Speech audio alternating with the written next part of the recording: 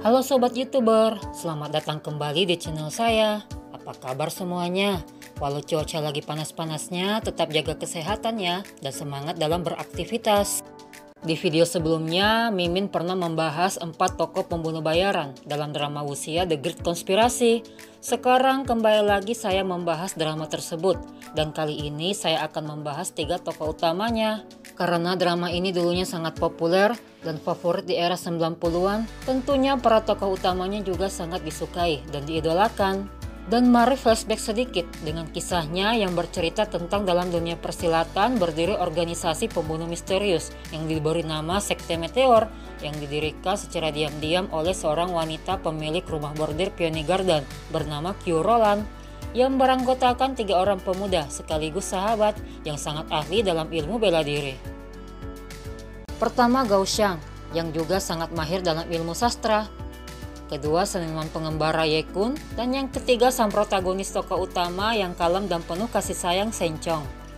Karena kehidupan seorang pembunuh bayaran tidak menentu dan sangat berbahaya, lama-kelamaan mereka bosan dengan kehidupan seorang pembunuh. Untuk itu, mereka menempuh jalan hidup masing-masing agar bisa lebih dikenal dan berbaur dengan kelompok organisasi lainnya. Dari sinilah titik awal petualangan mereka dimulai, di mana Shen Chong bertemu dengan Bayu Chuan yang ambisius dari keluarga Nanggong, yang kebetulan mencari seorang pendekar ahli bela diri untuk menjadi bawahan keluarga Nanggong.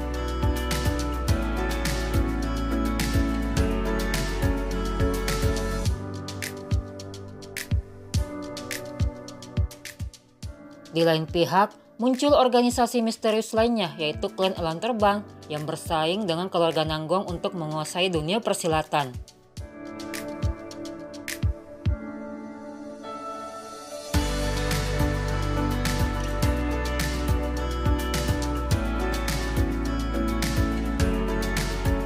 Selama di keluarga Nanggong, Shen Chong bertemu dengan Xiaodi, putri keluarga Nanggong yang cantik dan anggun dan sangat dicintai oleh Bayu Chuan. Namun sayangnya Xiaodi tidak mencintainya dan hanya menganggapnya sebagai kakak. Oleh karena itu, Bayu Chuan tidak segan-segan membunuh semua orang yang dekat dengan Xiaodi dan bahkan berani merebut kesuciannya. Beruntungnya, Shen Chong menemani Xiaodi yang kesakitan untuk menghilangkan luka di hatinya.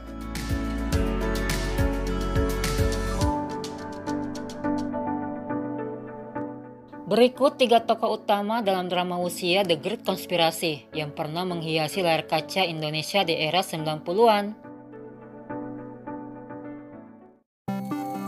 Pertama adalah tokoh utama Shen Chong yang diperankan oleh aktor Jonathan Lee Nansing. Sosok pendekar yang sejuk dan kalem, memiliki kemampuan bela diri yang sangat kuat, sangat loyal dan penuh perhitungan. Shen Chong dan ketiga rekannya sejak kecil sudah yatim piatu dan menjadi pengemis jalanan. Namun takdir mempertemukan mereka dengan sosok pendekar yang akhirnya menjadikan mereka pembunuh bayaran. Karena sudah bosan menjadi pembunuh bayaran, akhirnya Shen Chong memilih untuk bergabung dengan keluarga Nanggong yang merupakan penguasa seni bela diri di daratan tengah agar bisa lebih terkenal di dunia persilatan.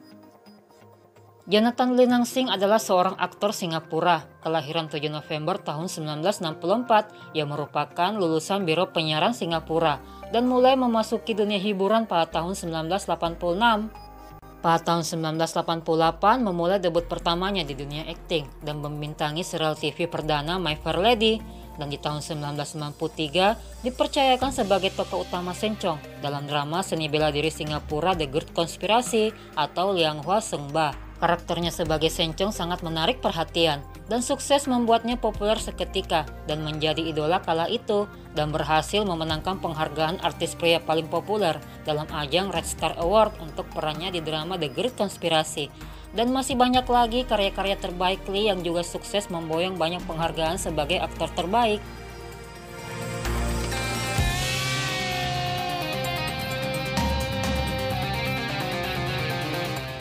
Di tahun 1998, Lee juga menjadi pemeran pendukung dalam drama adaptasi novel karya Jin Yong, trilogi Raja Wali Return of the Condor Heroes versi Singapura, dan berperan sebagai Lu Liding, keturunan keluarga Lu yang dibantai oleh Lee Mo Cho. Sukses di akting, tentu saja Lee ingin mencoba keberuntungan di belakang layar sebagai seorang produser, dan di tahun 2009 untuk sementara meninggalkan dunia hiburan dan belajar ke luar negeri. Dan di tahun 2010 kembali lagi ke dunia akting dengan mengambil peran dalam drama Prince Father and Son dan sukses memenangkan penghargaan bintang untuk drama TV terbaik. Dan di tahun 2011 menjadi sutradara untuk film pertamanya berjudul Winner. Dan di tahun 2012 baik seorang aktor maupun produser berkolaborasi dengan Taiwan dalam film berjudul Imperfect, menjadi salah satu dari 5 film lokal terlaris di Singapura. Dan karya terakhir di tahun 2020 berjudul Everyone Wants to Meet yang berkolaborasi dengan aktor Cina Zhang Zehan.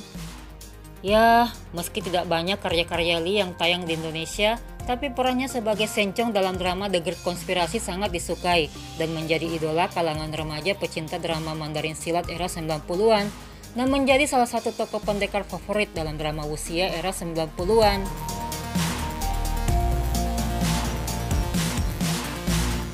Tokoh utama kedua, gadis cantik Nanggong Die atau Xiao Di, putri satu-satunya keluarga Nanggong, memiliki wajah yang sangat cantik dan lemah lembut, sangat acuh tak acuh dan tidak peduli pada siapapun. Sepeninggal ibunya, Xiao Di sangat sedih dan dihibur oleh Bayu Chuan. Sejak saat itu, Bayu Chuan mengungkapkan isi hatinya pada Xiao Di, namun Xiao Di tidak menyanggupinya. Untuk menghindari Bayu Chuan, Xiao Di pindah ke Daiyuan dan bertemu dengan Gao Xiang, salah satu pembunuh bayaran sahabat Shen Chong. Namun Gao Xiang merahasiakan jati dirinya. Kecocokan di antara mereka membuat mereka saling jatuh cinta. Namun sayangnya kebersamaan mereka tidak berlangsung lama karena ada Bayu Chuan yang mengintai dari kejauhan. Xiao Di yang tidak bisa berbuat apa-apa berhasil direbut kesuciannya oleh Bayu Chuan. Karena dihantui dengan rasa ketakutan, Xiao Di tidak bisa mengungkapkan kejadian yang sebenarnya dan merasa putus asa dan ingin bunuh diri. Beruntung Shen Chong menyelamatkannya dan berhasil merebut hati Xiao Di. Mereka berdua akhirnya menikah, namun sayangnya Xiao Di diracuni oleh Qiu Roland, rekan Shen Chong yang juga mencintai Shen Chong. Namun akhirnya Xiao Di berhasil diselamatkan oleh ayahnya sendiri Nanggong Jun.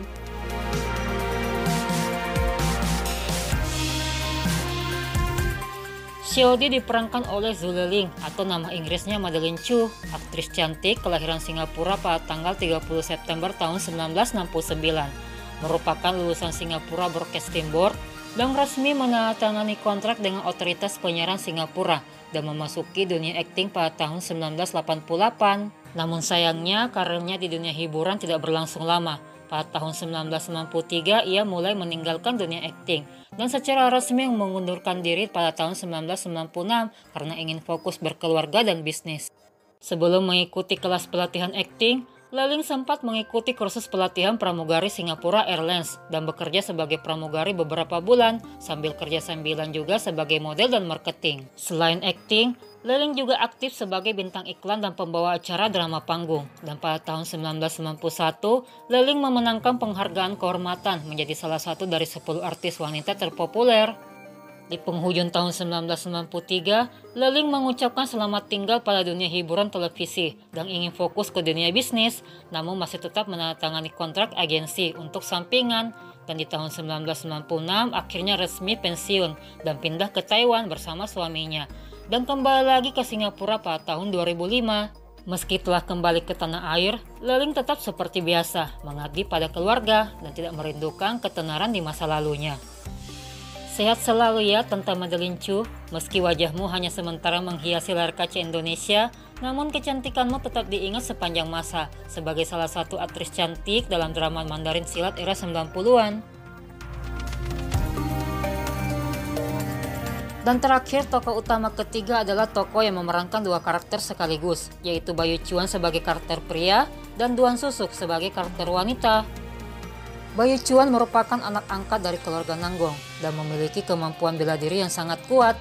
Meski ia dipelihara dengan penuh kasih sayang, namun ia selalu tahu di dalam hatinya ia hanyalah alat pembunuh keluarga Nanggong. Seandainya ia tak jatuh cinta dengan Xiao Di, dia pasti sudah lama meninggalkan keluarga Nanggong. Sayangnya Xiao Di hanya menganggapnya sebagai kakak dan tidak lebih. Karena hal inilah membangkitkan kemarahan Bayu Chuan dan ingin memberontak membunuh siapapun yang dekat dengan Xiao Di, termasuk Gao Xiang, sahabat Shen Chong.